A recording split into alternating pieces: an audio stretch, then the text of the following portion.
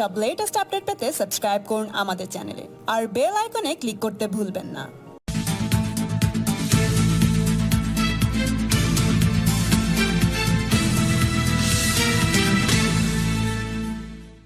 भारत माता की वंदे वंदे वंदे वंदे वंदे वंदे वंदे वंदे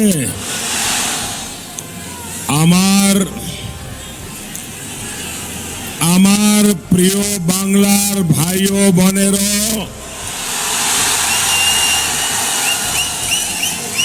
আপনারা নতুন আশা নতুন ভরসা নিয়ে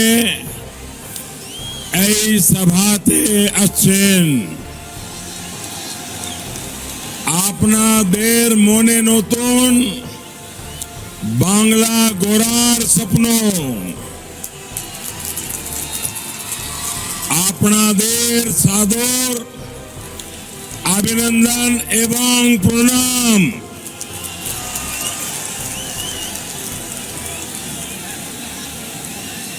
मंच पर विराजमान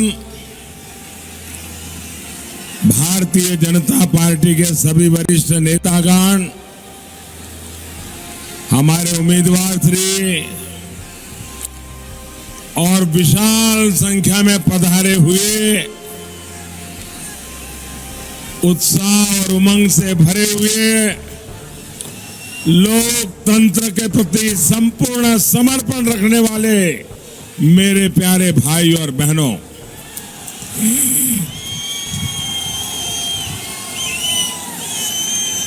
आसनसोल और वर्धमान दुर्गापुर के मेरे साथियों, आप सच में कमाल कर रहे हैं।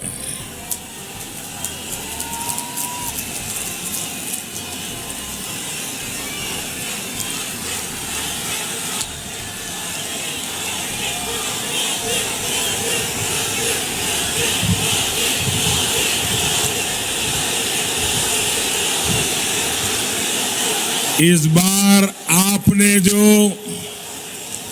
पश्चिम बंगाल में कमल खिलाने की जो कमाल की है, आपने जो ठानी है, आज पूरे देश में ये चर्चा है। बंग भूमि से उठी बदलाव की इस लहर से बड़े बड़े पॉलिटिकल पंडित भी परेशान हैं।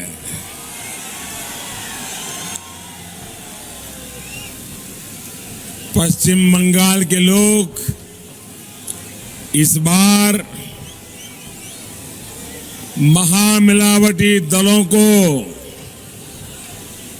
जो झटका देने जा रहे हैं, वो एक नया इतिहास बनाएगा।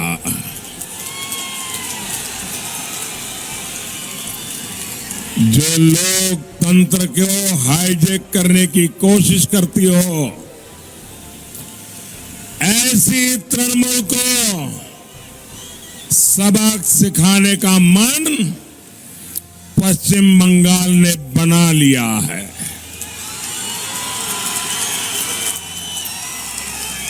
जो खुलेआम बूथ लूटने के लिए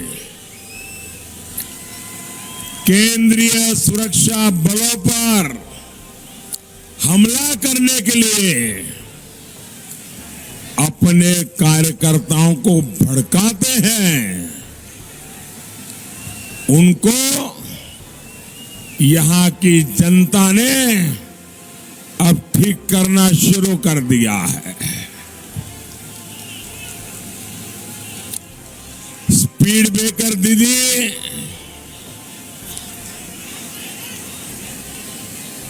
उनकी ये बौखलाहट चुनाव आयोग पर भड़काना और मोदी को गालियां देना, ये सब आप देख रहे हैं ना। दीदी की ये बौखलाहट तब और बढ़ जाती है कि जब मैं कहता हूं जो भ्रष्ट है उसी को मोदी से कष्ट है।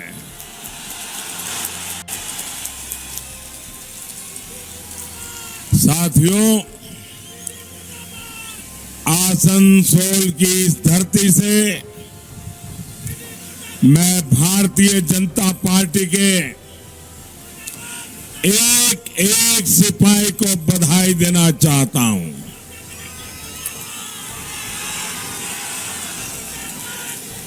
यहां के मतदाताओं के सामने सर झुकाकर नमन करना चाहता हूं।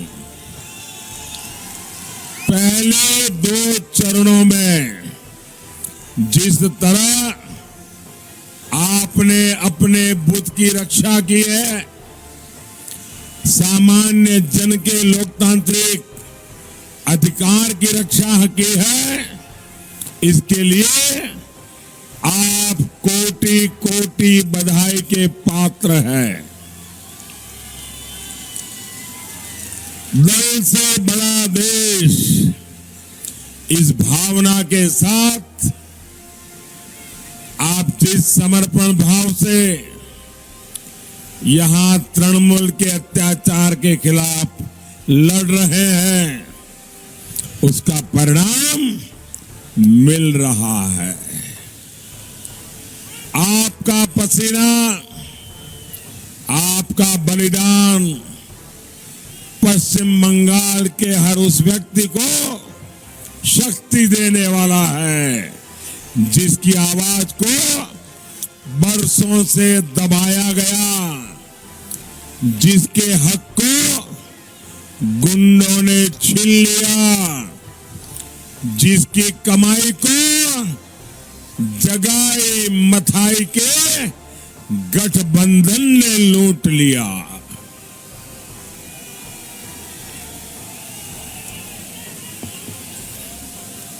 भाई और बहनों, 2014 से पहले कांग्रेस की सरकार ने देश के इतिहास में घोटालों के रिकॉर्ड बना दिए थे।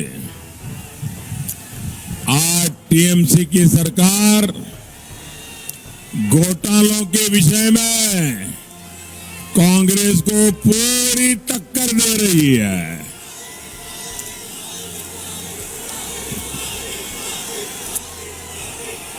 आपका प्यार मेरे सर आंखों पर,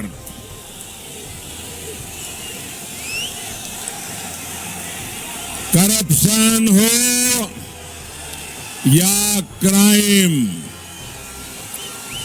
ये 2 ही ऐसी चीजें हैं जो टीएमसी के राज में नॉन स्टॉप है। बाकी हर चीज के लिए स्पीड ब्रेकर दीदी तो है ही है। भाई और बहनों, ये बात किसी से छुपी है क्या कि टीएमसी की फूल पत्ती कोयले के काले माल से खिलती है।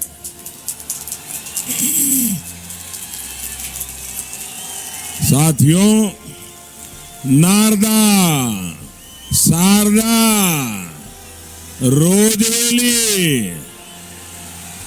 ये सिर्फ घोटाले नहीं है, गरीब के जीवन के साथ किया गया बहुत बड़ा अपराध है। और इसके तार कहां तक पहुंच रहे हैं, ये भी आप जानते हैं। एक राज्य का मुख्यमंत्री, आपका प्यार मंजूर है दोस्तों।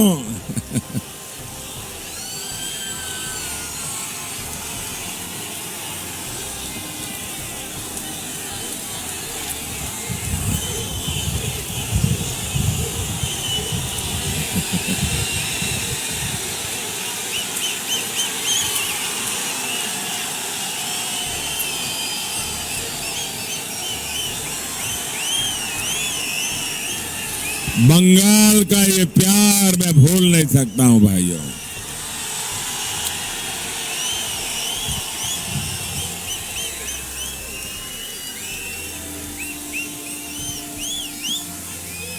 एक राज्य का मुख्यमंत्री जब सरेआम गरीबों को लूटने वालों के पक्ष में खड़ा हो जाए तो स्थिति आप समझ ही सकते हैं। भाई और बहनों, पाकिस्तान के कितने आतंकवादी मारे गए,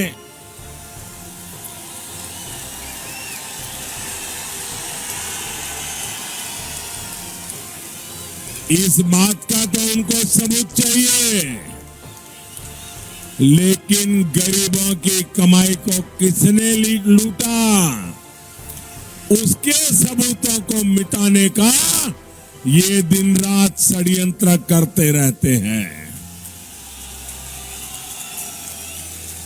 साथियों, आज दीदी जगह जगह कहती फिर रही है कि वो देश को अपनी पार्टी वाला डेवलपमेंट मॉडल देने वाली है। आखिर क्या है दीदी का डेवलपमेंट मॉडल?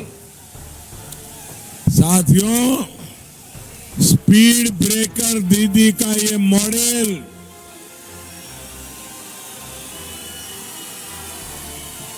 किस चीज पे आधारित है? ये आधारित है तृणमूल टोलाबाजी टैक्स पर। उनका मॉडल आधारित है कोल माफिया, बालू माफिया, आयरन माफिया और जमीन माफिया पर। उनका मॉडल है पहले घुसपैठियों को आने का रास्ता दो और फिर पश्चिम बंगाल के संसाधनों में उन्हें लूट का हिस्सा दो। भाई और बहनों, नौजवानों के लिए, उनके लिए भी स्पीड ब्रेकर दीदी ने एक अलग सा डेवलपमेंट मॉडल विकसित किया है।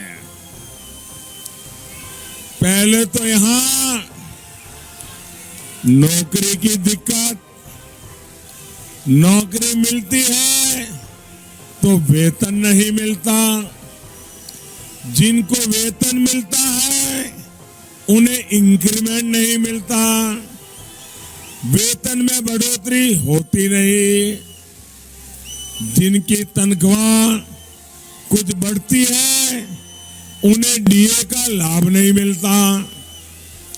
ममता दीदी के राज में यही हो रहा है। आप मुझे जवाब देंगे, मेरे सवाल का जवाब देंगे? क्या दीदी वाला ऐसा मॉडल देश को चाहिए क्या? ऐसा मॉडल चाहिए क्या? साथियों, ये वो धरती है जिसके वीर सपूतों ने अत्याचार पर हर दौर में आवाज उठाई है। ये भूमि आचार्य रविंद्रनाथ टैगोर की भूमि है, तो ये शहीद सूर्य सेन की भी भूमि है। ये भूमि स्वामी विवेकानंद की भूमि है, तो शहीद जतेंद्र नाथ दास की भी भूमि है। ये भूमि नजरुल इस्लाम की है, तो नेताजी सुभाष चंद्र बोस की भी है। आज भी इस प्रदेश के युवक और युवतियों में अनेकों अनेकों रविंद्रनाथ, अनेकों नेताजी, अनेकों जतिन दास उनके भीतर आज भी जिंदा है। विशेष तौर पर वो बेटे बेटी जो 21वीं सदी में पैदा हुए हैं, जो इस बार पहली बार लोकसभा के लिए मतदान करने वाले हैं, वो पश्चिम बंगाल में नई राजनीति की शुरुआत करने वाले हैं। हिंसा, आतंक, घुसपैठ, तस्करी की राजनीतिक विरासत के साथ वो नहीं रहना चाहते। उनको नया हिंदुस्तान चाहिए, नया पश्चिम बंगाल चाहिए। उनको एक ऐसा पश्चिम बंगाल चाहिए जो विकास की पंचधारा बहे, जो विकास की पंचधारा से आगे बढ़े। यानी जहां बच्चों को पढ़ाई, युवा को कमाई, बुजुर्गों को दवाई, किसानों को सिंचाई और जन जन की सुनवाई हो। लेकिन साथियों, मुट्ठी भर सीटें लड़कर हमारी दीदी प्रधानमंत्री बनने का सपना भी देख रही है।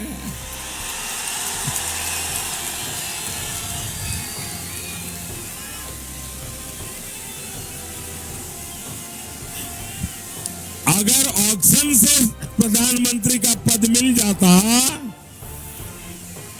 तो कांग्रेस और दीदी दोनों ऑक्शन में जो माल लूटा है उसको लेकर के आ जाते।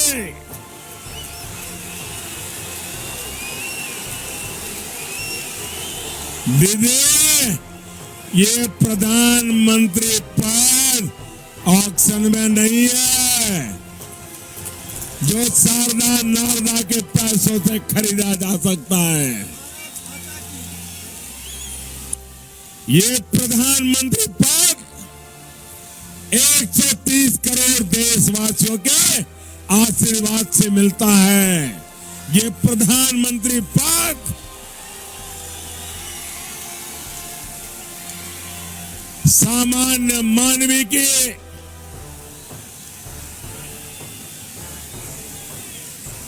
जिंदगी से जुड़ा हुआ होता है। लेकिन दीदी, आपको ये भी तो बताना चाहिए कि आप पाकिस्तान से आप अपने रोज वैली से लाए फूल लेकर संबंध बनाओगी क्या? क्या ये रोज वैली के फूलों से पाकिस्तान मान जाएगा?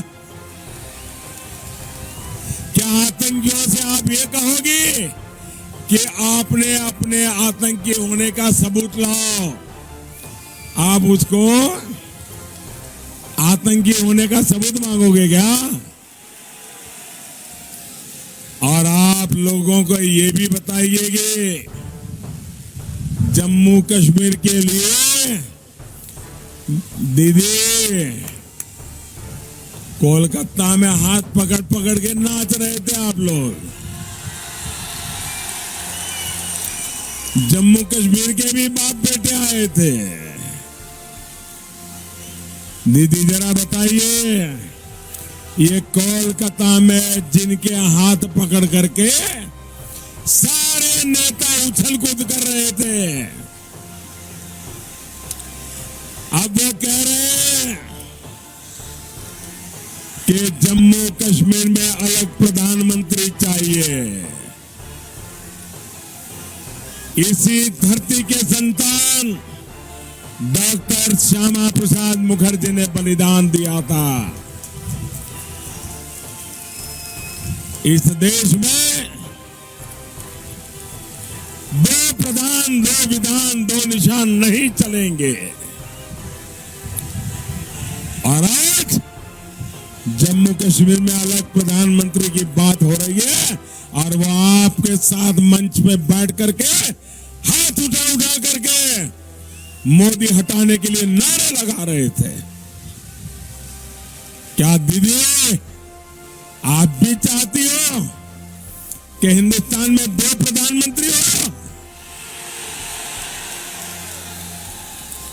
साथियों, पश्चिम बंगाल जानना चाहता है कि एयर स्ट्राइक, ये सर्जिकल स्ट्राइक के समय दीदी पाकिस्तान में पक्ष में आपने जो आंसू बहाए, क्या वही उनकी नीति है क्या? साथियों, ये आसानसोल म्युनिसिपैलिटी का चुनाव नहीं है, ये 130 करोड़ के भाग्य का निर्माण करने वाला चुनाव है।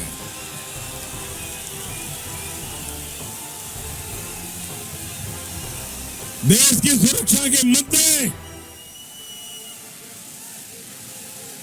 महत्व रखते हैं, इसलिए ममता दीदी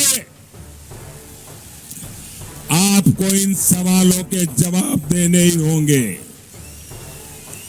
महामिलावट की हांडी पर अपनी खिचड़ी पकाने से बात बनने वाली नहीं है। अरे नियत भी स्पष्ट होनी चाहिए और नीति भी साफ होनी चाहिए। वैसे साथियों, ममता दीदी की जमीन खिसक चुकी है।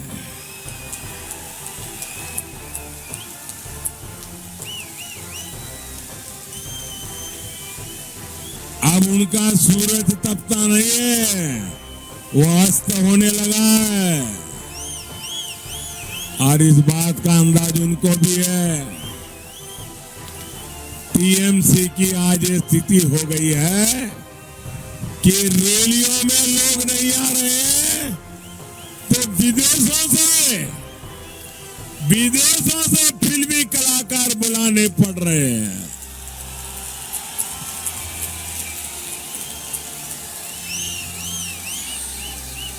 बड़ी दया आती है दीदी आप पर, बड़ी दया आती है।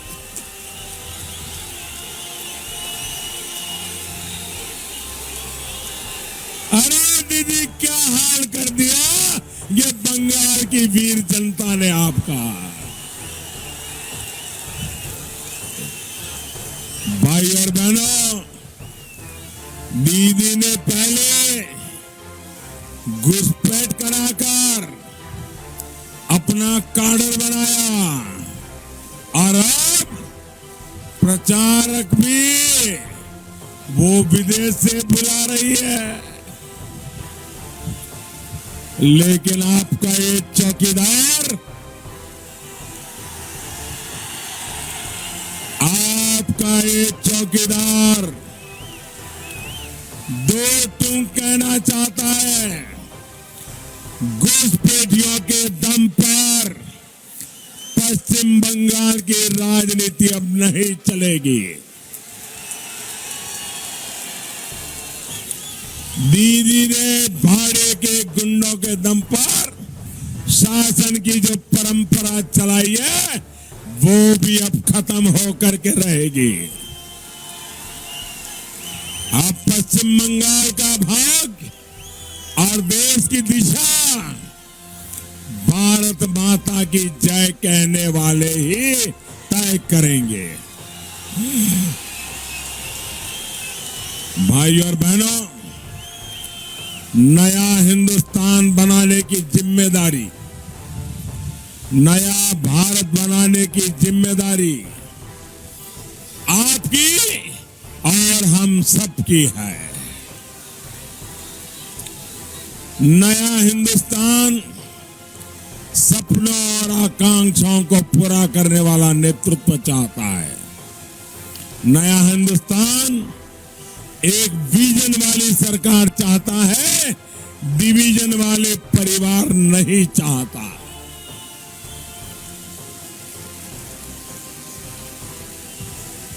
नया हिंदुस्तान सुरक्षा की गारंटी चाहता है, सम्मान चाहता है, अपने त्योहार के समय पूजा की यात्राएं निकालने की आजादी चाहता है। नया हिंदुस्तान दुनिया में भारत का दबदबा चाहता है, बुलंद आवाज वाला देश चाहता है, अपनी बात में मजबूती से रख सके ऐसी लीडरशिप चाहता है। नया हिंदुस्तान आतंकवाद पर प्रहार चाहता है, राष्ट्रहित में फैसले लेने वाली सरकार चाहता है। नए हिंदुस्तान की इन भावनाओं को क्या ये दर्जन भर महामिलावटी पूरा कर सकते हैं क्या? पूरी ताकत से बताइए, एक में भी दम है क्या? ये मिलकर के भी दम है क्या? ये आपके सपने पूरे कर सकते हैं क्या?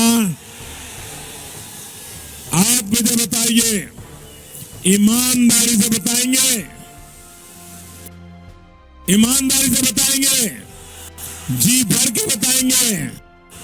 बताइए, नए हिंदुस्तान के संकल्प को कौन पूरा कर सकता है?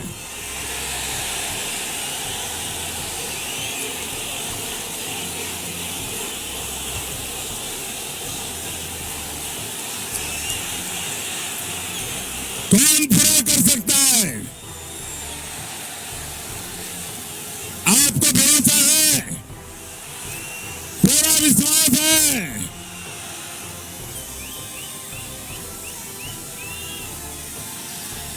कौन कर सकता है?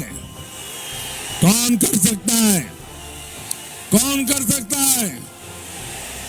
जी नहीं, मोदी अकेले नहीं, आपका एक वोट कर सकता है, आपका एक वोट कर सकता है।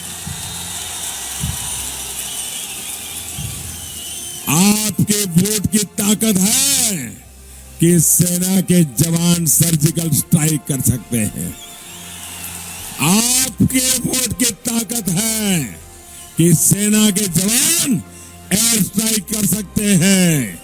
आपके वोट की ताकत है कि 3 मिनट में अंतरिक्ष में जाकर के हमारी मिसाइल दुश्मन के सैटेलाइट को गिरा सकती है।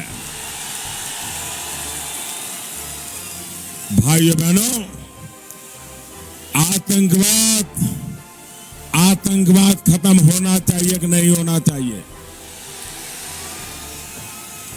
चुन चुन करके साफ होना चाहिए कि नहीं होना चाहिए?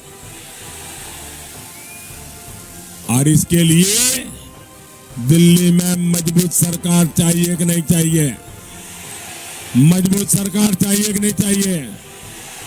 और मजबूत सरकार चलाने के लिए मजबूत चौकीदार चाहिए कि नहीं चाहिए? हम सभी को मिलकर नया हिंदुस्तान बनाना है। साथियों, ये चौकीदार हमेशा 130 करोड़ हिंदुस्तानियों की बात करता है। सबका साथ, सबका विकास हमारा मंत्र है। सबको सुरक्षा, सबको सम्मान, ये हमारी प्रतिज्ञा है। हमने ही गरीब सामान्य वर्ग के लोगों को 10% का आरक्षण देने के लिए संवैधानिक संशोधन किया, जिसका लाभ सभी को मिलेगा।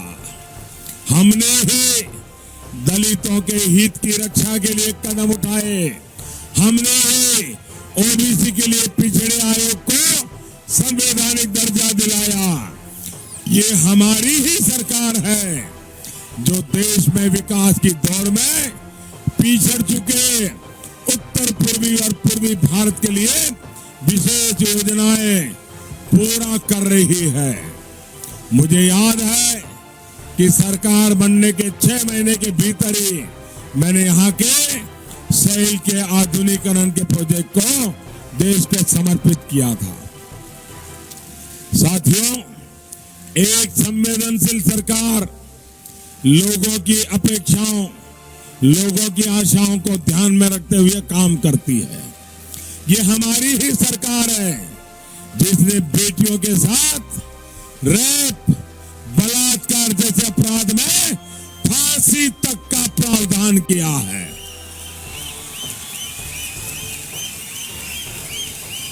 बेटियों की तस्करी रोकने के लिए सख्त कानून बनाए हैं।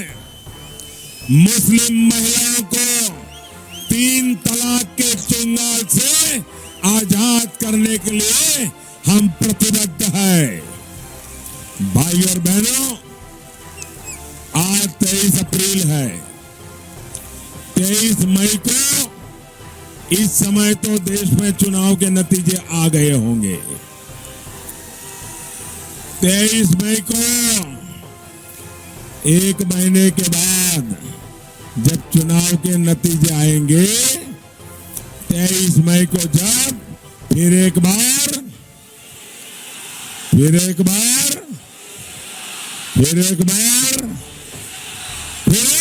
मोदी सरकार आएगी, तब शरणार्थियों को नागरिकता देने का कानून बनाने का भी पूरा प्रयास किया जाएगा। जब फिर मोदी सरकार आएगी, तब पश्चिम बंगाल की सरकार पर दबाव बनेगा कि वो आयुष्मान भारत की योजना यहां लागू करे, ताकि यहां के 1 करोड़ से अधिक गरीब परिवारों को पूरे देश में कहीं भी मुफ्त इलाज की सुविधा मिल पाए। जब फिर मोदी सरकार आएगी, तो पश्चिम बंगाल के सभी किसानों के खातों में सीधी मदद मिलेगी।